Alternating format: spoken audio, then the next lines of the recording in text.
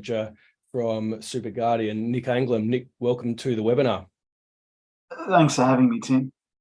So what we want to talk about today is, as you would have all seen, is the concept of death of a self-managed super fund member, but primarily the key thing for me here is really touching on some of the administrative issues and really trying to address what we can perhaps be addressing before we get to the situation of having a client pass away. And we've experienced it. I've experienced in my multiple roles at various administration firms where the larger you get by fund number, the more death benefits you deal with.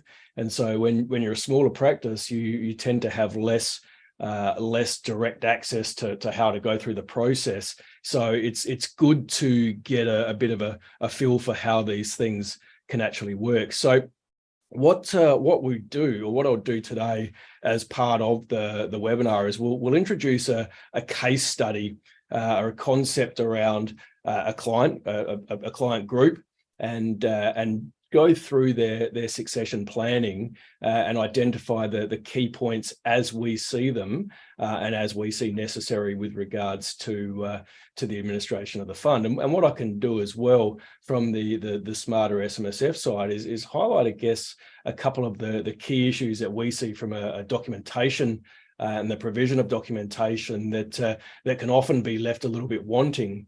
We can sort of address where we see issues that people should be looking out for. So in our case study, we've got Tony and Glenda and their individual trustees and members of the TNG Super Fund, established in February 1998. And the old history part of me comes out and says that a lot more funds were set up with individual trustees back in the 90s and early 2000s, and then we saw a much greater surge with the corporate trustee. But we'll touch on both corporate and individual trustees as we go through the presentation. We've got two adult children, James and Kelly. Their relationship, they get on fine when they see each other, but otherwise it's tense because of their spouse and partner issues. They've got standard wills in place, so tick. That's a nice box to tick. And then Tony and Glenda have trust in their son-in-law, so Kelly's partner Tom, and he acts as executor of their estate, and they are each other's attorney with James and Kelly to jointly act in the event that Tony and or Glenda are incapacitated. So, whilst we're talking largely about death today, I will touch a couple of times on incapacity, because conceptually the process is similar, and some of the key issues are the same. And many of you that have listened to me present before will know that when I talk about setting up a self-managed superannuation fund, I often touch on saying how important the deed is, but I also talk about how important it is to have a will in place, and also having enduring powers of attorney in place to be able to at least start the process on the right foot. So if I throw to you, Nick, quickly, one of the things I wanted to ask you is if I was to say, what's the number one question that you get? I know that you've certainly been inundated, and that's an unfortunate word in this situation, but inundated with death benefits over the last probably 12 to 18 months. What's one of the sort of main issues or main questions that gets thrown at you when you first get that call to find out that a client's passed away? Thanks, Tim. Generally, the first question we get is, what do we do? Where do we start? That is generally the most common question that we do get. Yeah, and and as simple a question as that might come across, it's pretty realistic, because most of us go through life not necessarily experiencing a lot of death, because particularly if you come from a small family units, then it can be quite some time, or in some instances it can be quite young when somebody passes away. And so it's not something that as individuals you experience a great deal of, and of course we do all experience it at some point in time. But when you've got that additional responsibility of being the member of a self-managed superannuation fund, understanding what we have to do and what we have to go through is really, I guess, it's a great leading question, because what we're going to address today is all of those issues, all of the things that people need to consider. And so whether we call this succession planning or estate planning from a self-managed super fund point of view, what are the things that we need to consider? So we need to look at the concept of determining who the people are going to be that will occupy the office of the trustee upon the member's loss of capacity or their death. So again, that whole concept of who will be your legal personal representative. And Nick and I will discuss a few of these sort of scenarios that we've seen along the way in that situation. But one of the critical points that I would make straight away is that you might have a family member who you're exceptionally close with, who sits outside the self-managed superannuation fund, and you think, well, I'm going to get them involved to be the executor of my estate.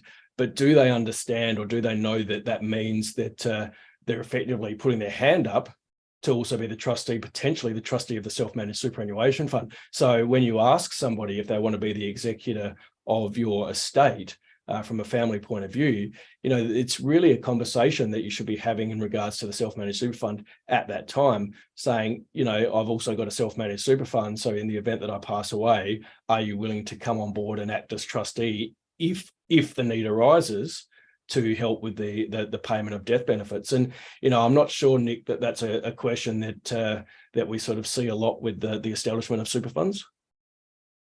Yeah, it can happen whereby a member may pass, they may be a sole director, and they may not have appointed a legal personal representative. And we have had a case where letters of administration were required, and I guess where that is the case, often the person coming on board as a legal personal representative then may not necessarily be aware of what is involved with the fund. The fact that you need to get an audit done every year, you need to prepare accounts and lodge an annual return every year. So it's there are a lot of things that the trustee is responsible for, other than acting as legal personal representative for the deceased member.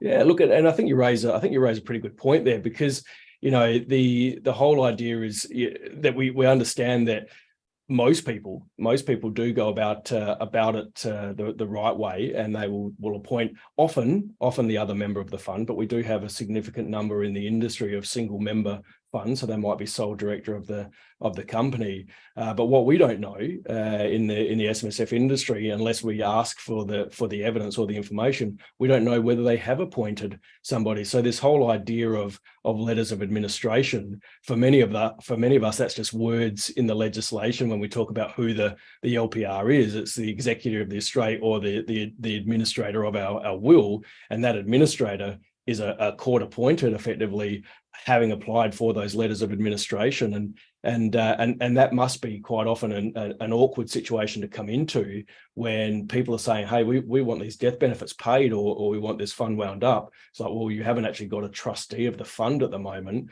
so you need to have somebody. And it's like, well, who? And then they have to go through that letter of administration process, and I assume that you've had to deal with that a few times there, Nick. So is that a quick process from your experience?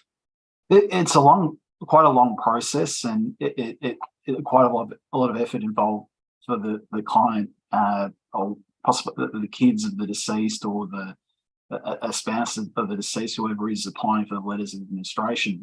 But also you have things nowadays like establishing new bank accounts once that's done, and if you have individual trustees, you have those sort of headaches to deal with, and things that you just normally wouldn't think of, that really can take a lot of time and effort just to resolve, given that you getting letters of administration, changing the trusteeship of appointing new trustees or directors, and then going to the bank and being able to actually physically be able to make a payment for the fund. Yeah, look, and I guess it's funny in a way.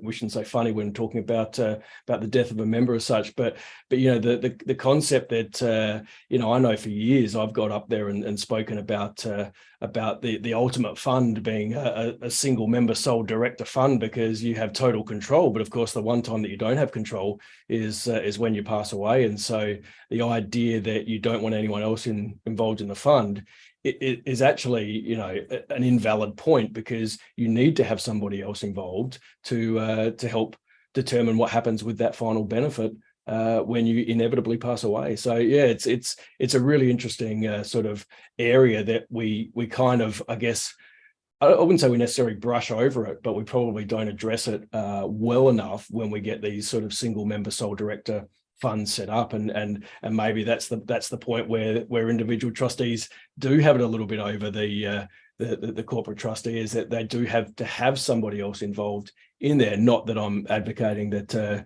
individual trustees are the better option, but at least there's already another party, so the fund can continue to act if it needs to. So and that sort of flows into that next point there, which is ensuring that the fund continues to meet the definition of a self-managed superannuation fund, and that's pretty key, because we know there are timeframes, and I'll touch on some of those timeframes as well throughout the presentation. But there's points in time where the fund will look like it doesn't meet the definition, and from a legislative point of view, that's acceptable. But once you start to drag out these processes, then you might need to have a bit of a please explain with the ATO, as well as to why the fund is no longer satisfying the definition.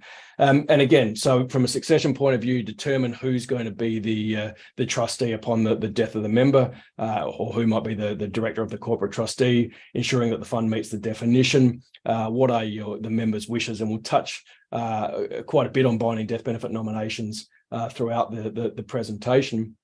And then the last point there, or the next point there, determine to what extent each member requires flexibility or control in dealing with their super benefits. So, this is the classic case. And through the presentation, I'm going to highlight a number of, I guess, I don't want to use the word reputable court cases, because if they've gone to court, then they're not reputable in the sense that there's always been a problem associated with it. But, the whole argument that this industry has been having forever and a day, at least back since 2004 or 2002, where binding nominations became far more relevant, is the whole BDBN versus reversionary beneficiary. And most people will argue in that position, or that point in time, that as long as the two aren't in conflict, then it's going to be okay. And look, this is a question without notice, Nick, but have you come across many where there is conflict between the reversionary pension documentation and the binding death benefit nomination? Not, I can't recall any sort of examples off the top of my head, but it's common where we see a member might have 6 pensions, and of those 6 pensions, 2 are reversionary and 2 aren't. Yeah. And they may have been of the view that upon passing, that their binding nomination can simply make those 2 non-reversionary pensions reversionary. That's an assumption that I've seen people make. Well, it is, isn't it? Yeah. And look, and I think that's that also raises a good point in this concept. And we almost sort of sit on this slide and talk our way through the whole process, and then realize that all the slides following will cover all these points. But the key, I think, thing for me with exactly what you've just said there is, I started in the industry back in a long time ago, let's just go with that. And, pension documentation back then was a single page minute, or a request from the member. And, where is the validity? I mean, obviously, if that forms part of the governing rules, is that a valid pension establishment process versus, say, a binding death benefit nomination that has been potentially drawn up in accordance with the deed or previously the way that legislation's written? And so, how many pension establishments, I don't want to be sort of crude about it, but how many of them aren't worth the piece of paper they're written on, in the sense that how often will people sort of just be flippant about the documentation to set the pension up. And like you say, we've set up 4, so the general assumption is that all 6 are reversionary, but we haven't actually identified that anywhere, which then can potentially create angst with that person who may be stepping into an LPR role, who has no history with the decision-making process of the members of the time. So I think that's a fairly sort of valid issue, is that often there's an expectation that something's reversionary when it isn't necessarily going to be reversionary. And I know one of the things, and when we're talking about succession plan considerations, and certainly I know in the administration space, if we take over a fund, if you take over the administration of the fund, it's really critical to see some of those old pension documents, and often, in times gone by, things like reasonable benefit limits were a great indicator, because you had to notify whether the pension was reversionary and to what percentage on that reasonable benefit limit form, albeit you had to rely on people actually completing those ATO forms at the time. But similarly, Centrelink schedules. So a Centrelink schedule where you wanted to use one person's life expectancy over another, you would often determine at commencement whether it was reversionary. And so, that historical information can be valuable to be held in a fund. But as funds get passed from firm to firm, is everything kept up to date, and are all records being passed on to other bodies? So other issues like tax outcomes and the payment of benefits, they're clearly a key part of the decision making process, and I think never more so than since the introduction of the transfer balance cap. And I know that you and I, Nick, have had a lot of conversations about various strategies and various considerations for what clients should do, and not to be able to provide them advice, but just in our own sort of learnings, as should somebody start a reversionary pension, or should they pay the money out of the superannuation fund? And where's all this going to sit, without getting too much into things like this potential higher earnings tax for those with more than $3 million. But that puts a far greater significance on succession planning, because all of a sudden, are reversionary pensions as attractive as they once were if the combined sum of yours and your spouse's benefits is going to exceed that $3 million.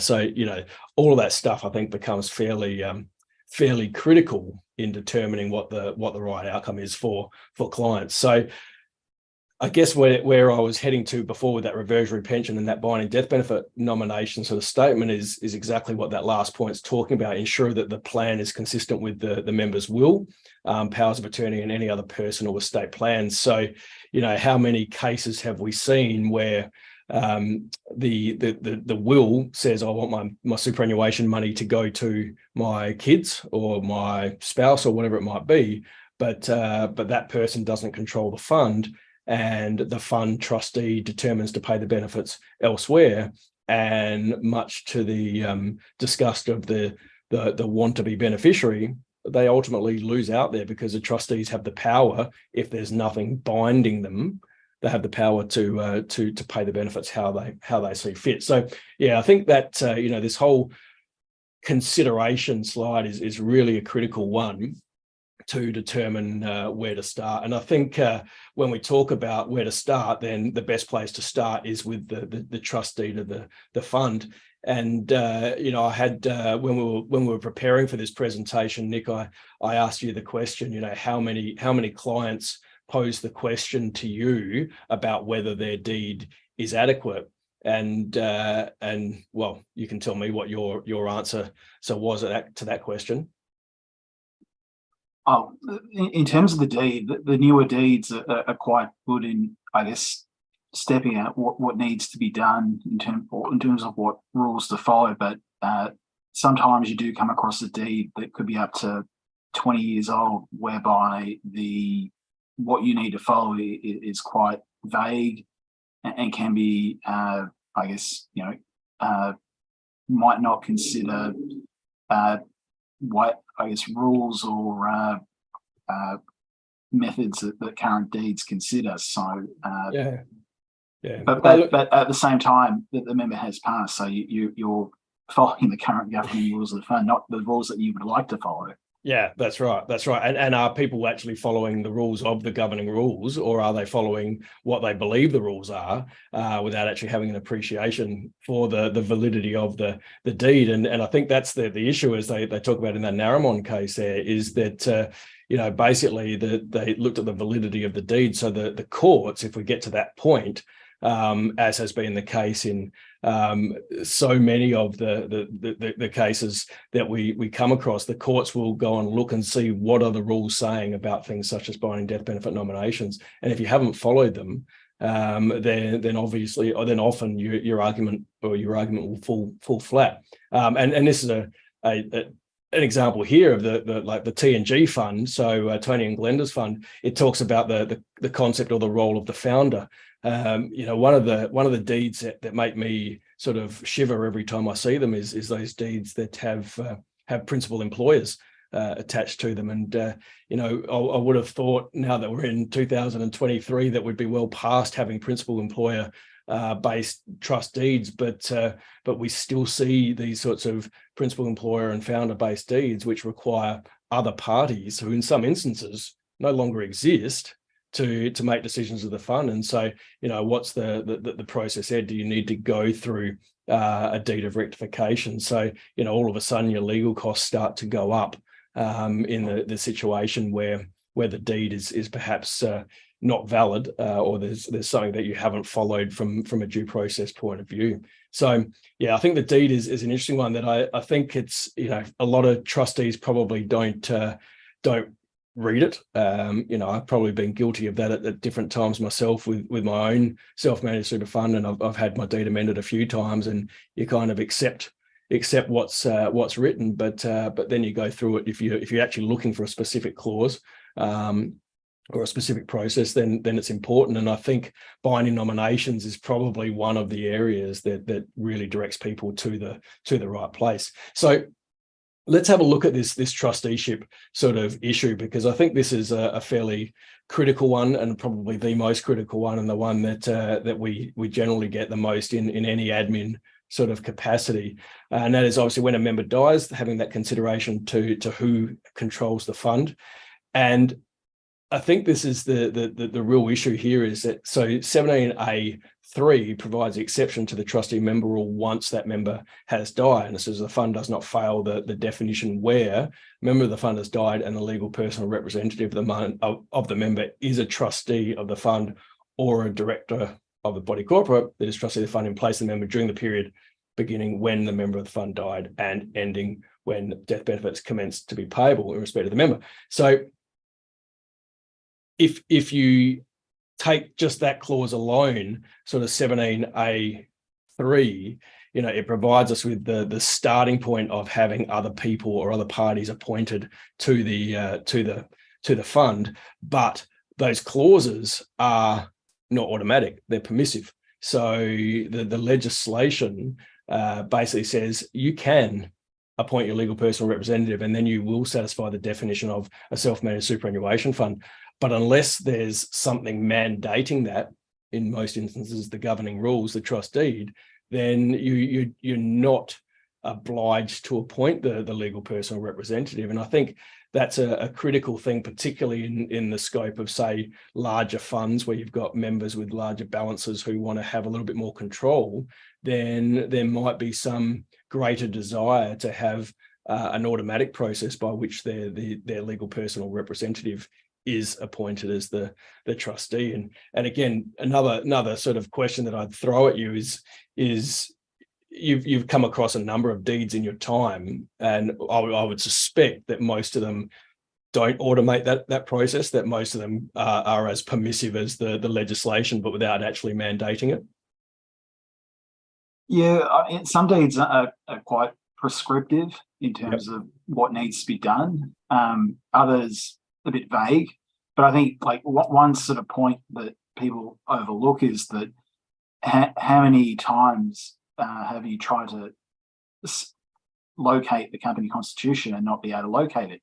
Yep. Is that it's something that it's assumed that it's always held on file, but if it's a company that was established a long time ago, often that constitution might be lost, and then you've got the issue of, okay, what do we do then? Because we can't locate that company constitution. Yeah, look, and I think that's right, isn't it?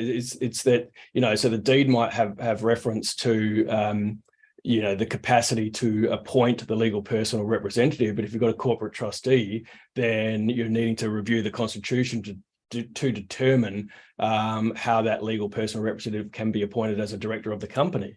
Is it a member?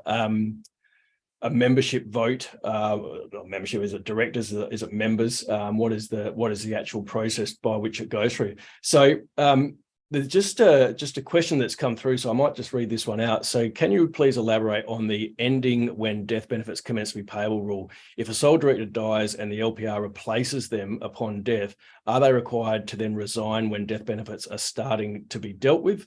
What happens past this point, particularly for a sole director company, and fund needs to be wound up, etc. So, Tiffany, that is an outstanding question. It's probably the one question that I was hoping that we wouldn't get today, but and that's from a practical sense, because I think where you actually get at with that situation is that the concept of starting the death benefit to be payable, it's at odds. So the tax law and the superannuation law are at odds with each other with various requirements, and so the first payment from a lump sum point of view, and you presumably we're only ever winding up a fund if we're going down that lump sum payment path, but the legislation provides for an interim and a final payment from a death benefit point of view. So based on SIS requirements, then arguably as soon as that interim payment is made, then that trustee has to stand down, and that's to the letter of the law what the requirement states. But then there's the practical application of it, and noting, and again, this comes through the number of death benefits that I've had to deal with. It comes down to the practicality that from an SMSF auditor point of view, and I can't speak with any authority on how the auditors would act in this situation, but more often than not, if they know that the intention of the fund is to be wound up, then they will want to see that LPR sort of see it through, because the other side of the coin is if that person leaves the fund, then the fund will fail to meet the definition. So you're kind of damned if you do, damned if you don't from a definitional point of view. So from a regulatory position, I will always suggest that person stays on to see the winding up of the fund, because the tax office, in every circumstance that I've ever seen, will ultimately say there's nothing to see here. So the legislation, tax law is far more prohibitive than superannuation law, and so failing to meet that definition, it might become a reportable breach, and remembering that that's really what it comes down to, is that becomes an item where the auditor will say to the ATO, okay, the fund doesn't meet the definition of 17A. The ATO will go, why? It's like, well, because they paid out a death benefit and the person didn't leave after paying out the first amount, and then they wound up the fund. Then the tax office are going to say, well, there's nothing to see here. So I think that's kind of the way that in many of these instances we have to look at them from the practical application, not the pure legislative application. So all of those sorts of things become fairly relevant. And if we talk about the case study that we've got here with Tony and Glenda, individual trustees of their fund, we've got to ask them what will occur in the event of the death of one or both of them, right? So if death requires a second appointment as an individual trustee within 6 months, otherwise it would cease to be a self-managed superannuation fund, then who's it going to be? And so, this is almost an extension of Tiffany's question, but except with a two-member fund versus a sole member fund, where if one person dies, you've then got a single member, single trustee, and the fund no longer meets that definition. So if the legal personal representative jumps in until the death benefit's paid, and then they jump out, well, that person could theoretically stay on, but they're not staying on as the legal personal representative anymore. They're staying on in their own capacity to act as trustee of the fund, and then they would have to meet all the other definition requirements, so that ensuring that they're not employees of the super fund and all those other elements. So obviously, even if your LPR, and this is a key point that is in this slide as well, if your legal personal representative is a disqualified person, then they can't act as your legal personal representative. And so, again, there's a due diligence obligation on the trustees whilst they're alive to understand that their legal personal representatives are going to be able to fulfill that office role as well. And this is one of the points that I was talking about to Nick, and it sort of came out in the conversation that we were having about the letters of administration. Is people will say, okay, well, we want to get the death benefit paid, and so they might go and apply for that letter of administration or whatever it might be.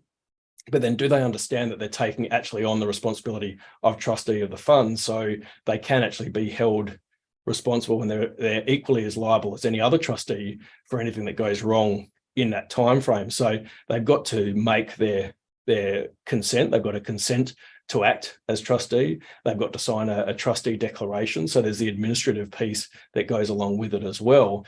And inevitably, I think this is where elements of the process fall through the gaps within our industry. And so, the more that we can sort of stand up on our soapbox and present the requirements as they are, not necessarily as they are applied, but as they are legislated, then we're doing our job. And then we need to sort of make sure that people, try and follow through with those issues. So all of these sorts of concepts around trusteeship are fairly important. And again, comes back to the conversation, and Nick highlighted it before about the Constitution and that as well. But one of the key issues, and this has really sort of gained a lot of traction over the last decade to be reasonable, maybe even longer, but the whole idea of proportional voting. So, if in this fund, let's say Glenda's got the higher balance, and so therefore,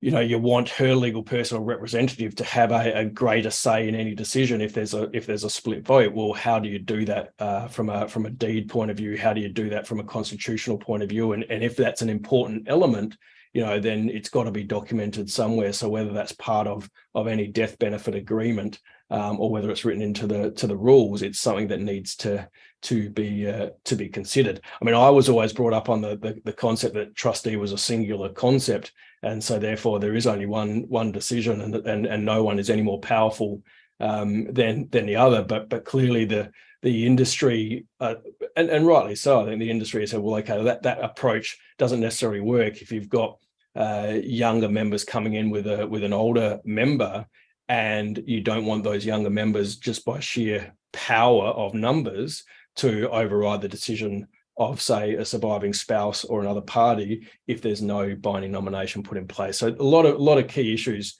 to be mindful of, and then how you're going to deal with deadlock situations. And I think I'm not sure if it was one that you had recently, Nick, but I know we had a question recently where there was a deadlock, and the question came back, how do we deal with it? So, well, you deal with it by saying to the trustees they've got two choices. They can either, not necessarily, and I'm being a bit flippant here, but not flip a coin, but they can either flip a coin or they can go to court, which will mean they'll be flipping a lot of coins to parties that they don't necessarily want to flip those coins to. So I think there's a lot of areas that people need to be conscious of, that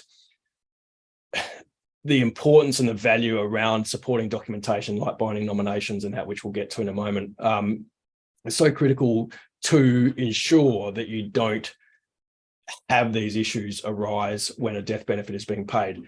And then inevitably, even if you do the right thing, sometimes these issues can arise anyhow. So, a lot of these issues, and one of the things that we've been looking at a little bit here at Smarter SMSF is the idea of building in key decisions into the deed, so that you can have sort of key elements of the decision-making process sort of put into the deed, so that, if there's a tiebreaker or whatever, then in the instance of a death benefit or whatever, it might actually be already written into the deed as to how that tiebreaker would be determined. Now that's a work in progress sort of area, but it's certainly one that's of a bit of interest. So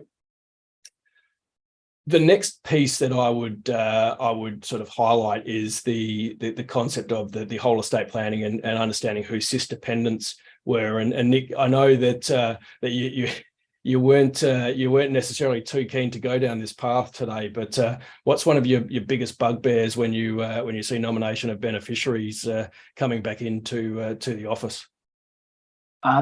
Mainly buying nominations that either haven't been witnessed, just haven't been filled in altogether. And I guess in terms of the beneficiaries, not really knowing who is an eligible beneficiary, is that sometimes we'll see a related trust being listed as a beneficiary, and sometimes a niece, because the person filling in the form is just trying to essentially, think of whoever else they could, give some money to, not being aware that, okay, is this person an eligible beneficiary or a superannuation death benefit dependent? Yeah. Look, and I think that's, and I mean, again, for many of you online, I see the list of participants here. So many of you would have heard my story, but I can't do an estate planning or a death benefit presentation without sort of relaying my very first experience on my very first day in employment, actually, where I had to fill in a nomination of beneficiary form well and truly before binding nominations. And as I've said before, as a 17-year-old, the first thought process is, well, when I pass away, my parents will be dead, so I can't leave money to them. And then as a 17-year-old boy, I say, well, there's no way I'm leaving my money to my sister. And so then I go, well, who am I going to leave it to? It's like, well, I'm just going to leave it to my mates. And I listed my 3 best mates on my nomination of beneficiary form. Now, the irony of that was that my first job was with the tax office, and of course this was before they were the regulators of superannuation. But no one from the PSS scheme at that point in time sort of came back to me and said that this nomination was incorrect, or it was not valid. So they weren't questioning who these names were or what these names were on the form. And how many people think like me? Probably plenty of young people when they're going into employment for the first time. And so how many people aren't clear about what or who a superannuation dependent is? And I think that example of the niece is a really good one, is that you go, well, it's family, and so therefore I can leave my money to my family.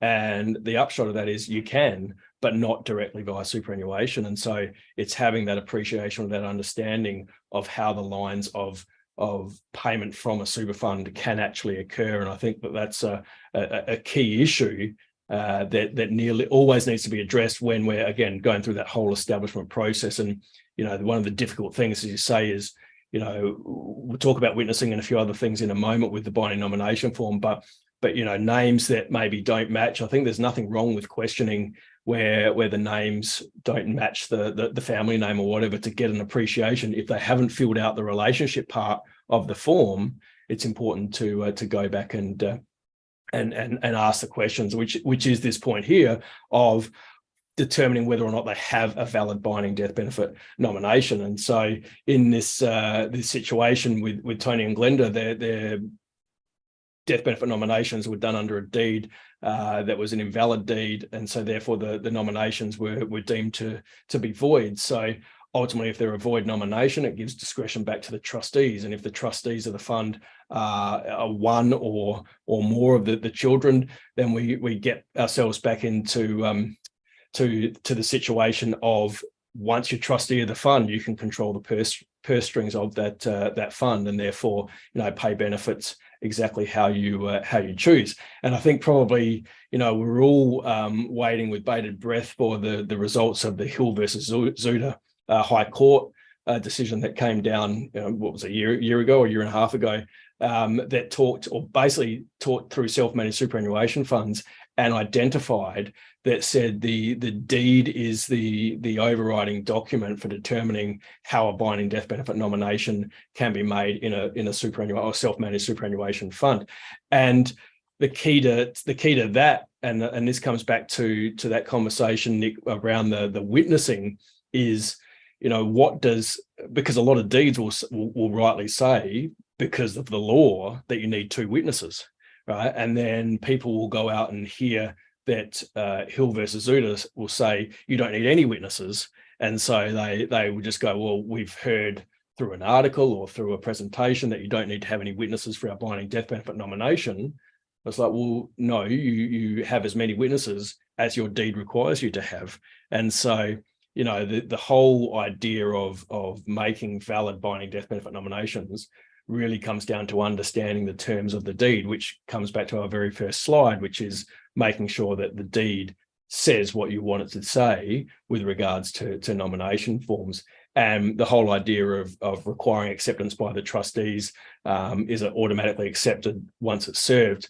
I think maybe you can correct me if I'm wrong, but I think the nomination form that SuperGuardian use, which has been prepared by lawyers before, basically has that clause in there which sort of says that firstly the member signs the nomination and then the trustee actually accepts it. So there's actually a trustee acceptance on the same form. So if people are using that, it's almost, whether it's in the deed or not, I think it's always basically part of that process. Am I correct in saying that?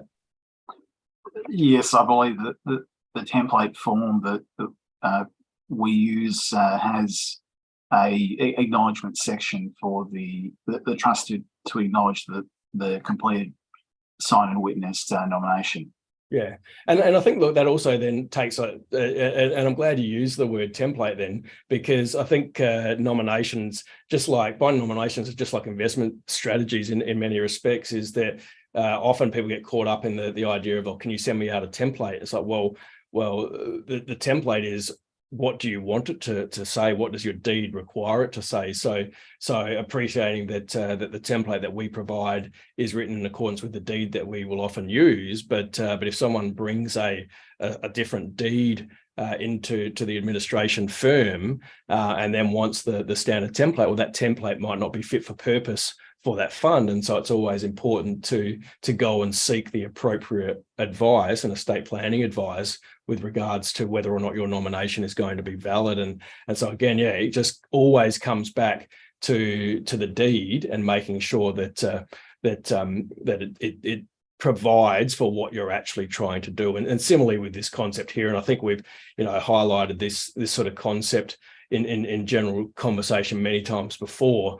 But whether or not the nomination is binding or non-binding, if it's lapsing or non-lapsing, whether it's a single level nomination or a cascading nomination. So if somebody else predeceases the party, then how is the benefit going to be paid in that set of circumstances? And before the question is actually posed of me in the presentation, one of the I guess more troubling elements that I have with superannuation is that concept of what if two people die at the same time, and I'm not sure that I can give a definitive answer to that, other than to say that in many instances what they will do is they will forensically determine, certainly I know in South Australia, but in some states they say, right, the oldest person dies first. I know that in South Australia historically they had this whole forensic idea of trying to actually determine who passed away first. But if you have cascading nominations in place, then you can overcome some of those issues to ensure that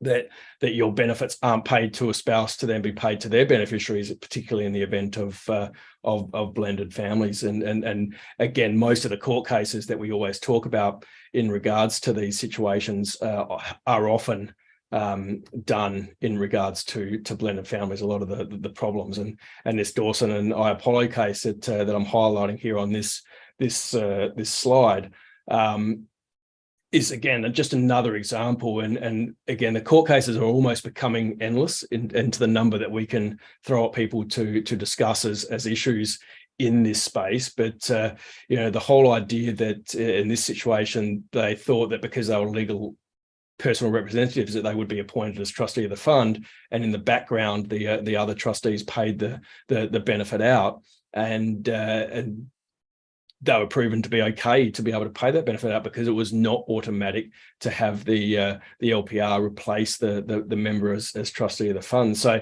on some of these points, I accept that I sound a little bit like a broken record, and I think knowing knowing the conversations I've heard you having with clients and advisors, Nick, you probably feel like you're a broken record at times, sort of repeating the same points. But I think some points are obviously worth repeating because you get to the situation where unless there's absolute clarity and acknowledgement of that clarity, then mistakes will happen. And if mistakes happen, that's when benefits get paid outside of the desires of what the family wants. So let's have a look now at the situation with Glenda there. So if we assume that Glenda is the last remaining member dies, and James has been co-trustee with Glenda since Tony's death. So if Tony dies first, James, the son, gets appointed and is co-trustee with Glenda. Unless it's specified, then there is no SIS obligation for Glenda's LPR to be appointed as trustee to deal with her death benefit, right? So as I said, it's permissive, but it's not mandatory. So ultimately, James could switch to a corporate trustee, which is what happened in the Conti case there. Could switch to a corporate trustee to comply with that rule within 6 months and giving himself total control of the fund to pay out the benefits. So, again, the number of examples that we've seen of that sort of process where the trusteeship has been changed, sisters appoint their husbands rather than their brothers. It's just a situation where if you don't put it in the deed, then it's not mandatory for it to occur. And one of the other things I'll highlight when I talk about the deed, and that is, look, you probably don't see this as much as the trusteeship issue, but I think it's got a lot cleaner as deeds have progressed over time. But there was a point in time too where often a deed would say that membership ceases on the death of the member, and I think that can be worded problematically, because if you've got the death of the member and then their membership ceases at that point in time, then is there an argument to say, well, then Section 17A doesn't apply, because if you're no longer a member, then your legal personal representative can't come in under 17.3. So, it's one of those areas where I think deeds are a lot better in saying that membership ceases once your proceeds are exhausted. So once benefits have been paid after the death of the member. But I think it's one of those areas that people need to be mindful of, that not only are we reviewing the trustee replacement rules, but we're also contemplating the membership rules there. And of course, it all goes full circle. If the deed, doesn't give that trustee power to appoint your legal personal representative, then make sure it's got the trustee power to have a binding nomination in place that will pay a benefit exactly how you want that benefit to be paid. And look, I don't know whether or not it's something that we see occurring a lot. Again, probably you see a little bit more from a hands-on point of view, and I can't even remember whether I asked you this question earlier, Nick, or not. But the number of times that the pension documentation is perhaps not so specific about whether something is reversionary, versus a binding nomination. I think that's an area that we always need to be careful of. Would you agree on that? Definitely. Obviously, some pension documentation is better than others, as you mentioned. Some can be a one-page document, others a bit more, a few more pages, a bit more detail. But definitely, the key thing is to get that pension documentation. Yep. And so, look, I think there's another sort of a couple of areas that I'd like to touch on before we finish up. But I've just got another question there. If there is more than one executor of the estate, is there a process for determining who is appointed as replacement trustee? Who makes that decision? So, look, that's a really good question as well. So, this question was really addressed by the ATO under enduring power of attorney. But Nick, can I throw that one to you? Have you got an answer to provide on that one? Well, a recent example I had whereby there were two executors and both were appointed as directors, but I have come across examples whereby only one executor has been appointed as director and not another of those executors. So look, I guess it depends. Yeah. But that's based on what I've come across. And so in both those, so you've raised two different examples there. So you've raised the example where two executors step in, and then the example where only one does. Has that just been because they have a civil relationship and they can agree on that position, or is there something else that has bound them to it?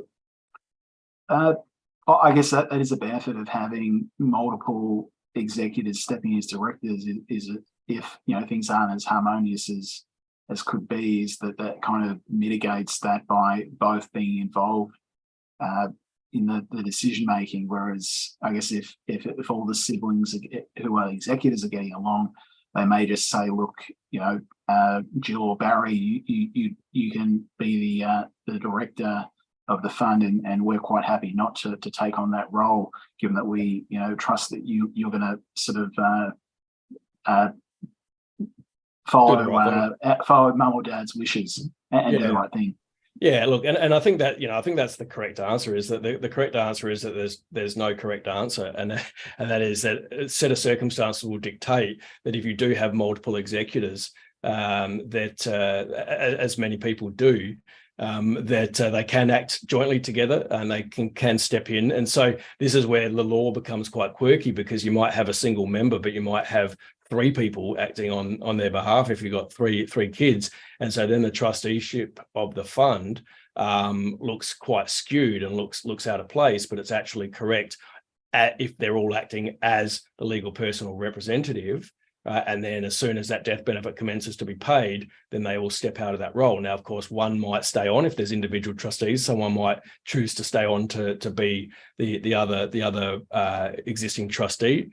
But again, they might all step down and somebody else might step into that role. So there is no definitive process. It really comes down to, again, the relationship between the parties, and as sort of Nick alluded to, I think if the parties can't agree, then you're better off going with all of them, which of course becomes quite painful from an administrative point of view, because you may not get decisions made quickly. But if they can agree, okay, we want X to make the decisions for us, then we can go down that path. But I think it's a great question, because the question around multiple executors and multiple enduring powers of attorney is a commonly asked question, and the ATO have addressed it, but I think it's one of those things that perhaps is just not spoken about enough.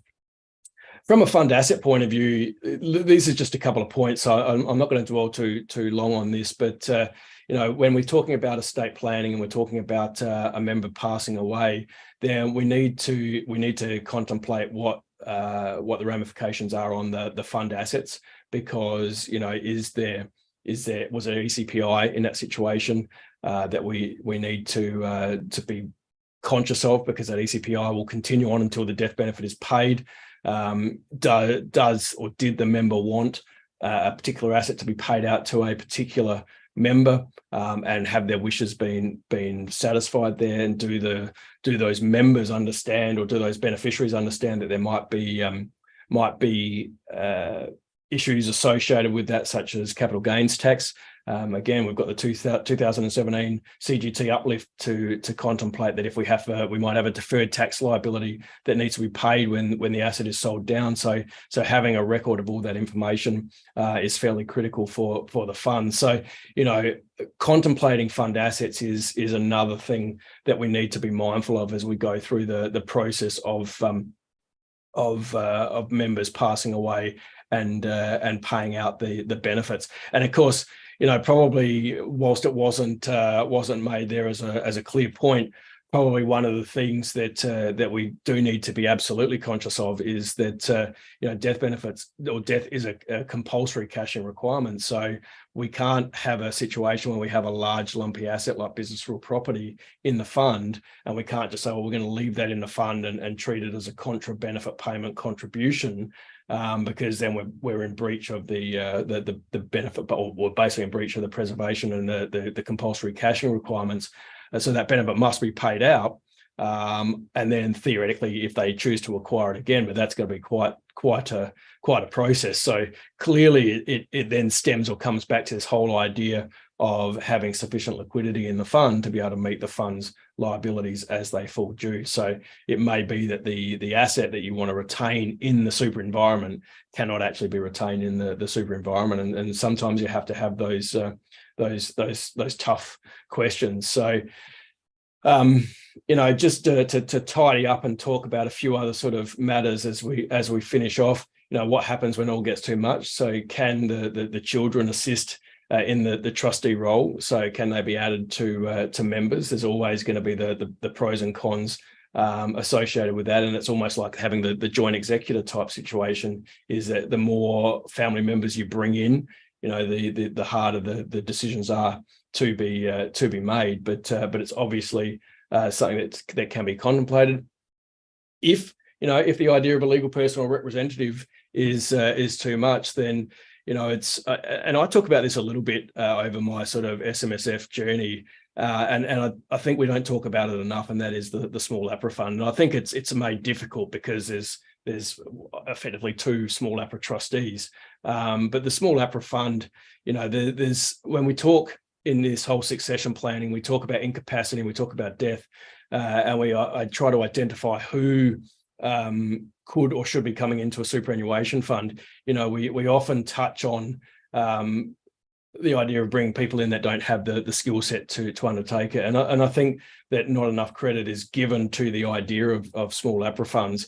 I just think if I was having my soapbox moment, I think it's one of those scenarios where the industry needs to provide better alternatives to the existing SAF option, because there are only the couple out there. But having a professional trustee to come in and act on behalf of the fund, we've got to find a way of making that an easy alternative in our existing environment, because it's largely cost prohibitive in some instances, particularly with smaller superannuation funds. It's difficult to get those small APRA funds to take over a self-managed super fund, subject to the type of assets that they might have in there. And then, of course, the small APRA funds is a greater amount of reporting to be undertaken, being under the guise of APRA rather than the ATO. But it is an existence that we need to be mindful of. And and this comes back now to finish with the conversation and the questions along the lines of what Tiffany asked earlier. But if we're looking at winding the fund up, then we need to work out with how to deal with the existing fund assets. So are we going to liquidate them or do an in-specie transfer? Because an in-specie transfer might happen a lot quicker than liquidating. It might take time to sell down on the property, and that could really become an issue, as per Tiffany's question, where if you're trying to liquidate but you've already paid a small benefit payment out to start with, then that liquidation could take some time and be a bit of a problem for the fund moving forward. Member benefits being withdrawn or rolled over, so distinguishing between member income streams versus death benefit income streams, and probably one that we're seeing a lot more of in the winding up side of things of self-managed super funds. And I'll probably give Nick a little shout out here on this one, because he and a couple of the other client managers were like dogs with a bone with me a few weeks back in regards to rollover compliance with SuperStream, because when you're winding up a self-managed superannuation fund, the ATO would cancel the ABN relatively quickly, initially within a few days, and then the ATO sort of took that a little bit further, and they gave an extension to 14 days before they'd cancel the ABN, which meant under SuperStream you had a little bit longer. But that meant you had to keep an eagle eye out for when the final notice of assessments or whatever else were done on the wind-up process. And so still often you'd find that those funds would miss the deadline, the ABN would be cancelled, and then you couldn't do the rollover. Well, I'm not sure that we've had a definitive win yet, but we spoke to the tax office not all that long ago at the SMSF Association conference, and they're looking at extending that period again for wind-ups, just to give SMSF trustees and SMSF administrators that little bit extra time to get those SuperStream rollovers done, to ensure that the funds can comply and pay those final benefits out. So, little things that we need to be mindful of under the existing requirements. So to bring that all to a summary, you've got to start these important conversations. And for me, you start these important conversations from the day the fund is set up, or actually probably the day before the fund is set up. So to me, the concepts around, do you have a will? Do you have an EPOA? They're all questions that are as important as, what do you want to call your fund? It's a statement that I've been making forever and a day in this place. And I think it's critical. And, as Nick alluded to before, when we can't identify an LPR or somebody like that, then it takes a lot longer to get the process undertaken. Understanding the outcomes, so knowing what your client wants to achieve, knowing the risks and how to mitigate them. So, family blues and all those sorts of things. How do you work your way through that? Undertaking a fund and member health check, so that everything's in order. Again, I would say, even if you've got non-lapsing binding nominations, I would be saying that you should be reviewing them as regularly as your investment strategy, because circumstances change. Make sure the plan's aligned to the broader estate planning considerations. Again, as I said, like the will and the trust, and consider and discuss all the options, assess the timeframes, and plan accordingly with the clients and other stakeholders. And then when you need to, particularly from an estate planning lawyer point of view, bring in other relevant expertise where appropriate to achieve the outcomes. So that's it. Nick, have you got anything else that you wanted to add from an administrative point of view in regards to the process? No, I think you've covered just about everything, but I'm sure some of the other people attending might have a few questions to raise. Yep. All right. Well, look, let's just leave it open there for another minute and see if anyone's got any questions. But thanks for joining us today. It is it's always an interesting subject matter because, as I said, unfortunately, our clients will all die. And again, I talk about my binding nomination or my very first nomination of beneficiary. Well, my other sort of introduction to the industry was I sat in a room with two trustees in the very early days, and I kept saying to them, if they die, and they sort of turned to me and said, son, just like to let you know that we will die, so don't feel like you're going to offend us by suggesting that we're going to pass away. It's an important conversation to have, and so it's definitely a conversation that we should all have with our clients. So look, thank you very much. I think we'll call it a day there. So thanks for joining us, and look forward to seeing you all in a month's time at our next joint webinar. Thanks a lot, Nick. Thanks, Tim. Thanks, everyone.